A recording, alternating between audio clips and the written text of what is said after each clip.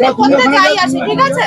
এবার ঘটনাটা হয়েছে, আমারই এক সহপাঠী এখান থেকে যাচ্ছিল, একটি অজানা ছেলে বারাসাতে দাঁড়িয়ে ওর প্রাইভেট পার্টে হাত দিয়েছে, দিয়ে বলছে সেটা নাকি একটা মজা, এটা মজা, এবং ওর ওড়নাটা পিছন দিক থেকে টেনে ধরেছে, বলছে আমরা মজা করছি, মেয়েরা ছেলেদের সঙ্গে মজা করে, ছেলেরা করতে পারবে না, এটা তো কোনো কথা না।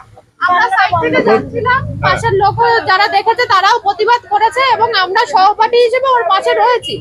আজকে ওর সাথে হয়েছে, কালকে আমাদের সাথে হবে, আজকে ও যদি শাস্তি না পায়, আজকে ওর সঙ্গে হয়েছে, কালকে আমাদের সঙ্গে হতে পারে, তাই জন্য ওর শাস্তি পাওয়াটা খুবই ভাবে দরকার। কয়জন ছিল তোমরা? আমরা, ওরা দুজন প্রথমে ছিল, আমরা পরে ছিলাম, ঠিক আছে। হয়েছে আমার সহপাঠীর সঙ্গে। আর ওরা কয়জন ছিল? ছেলেটা একজনই ছিল, ছেলেটা শুধু গায়ে হাত দেয়নি, পিছন থেকে ওড়নাটাও টেনে ধরেছে এবং বলছে এটা একটা মজা। ছেলেরা কি আপনাদের পূর্বপুরুষ? না না, আমরা চিনি না। ছেলেটির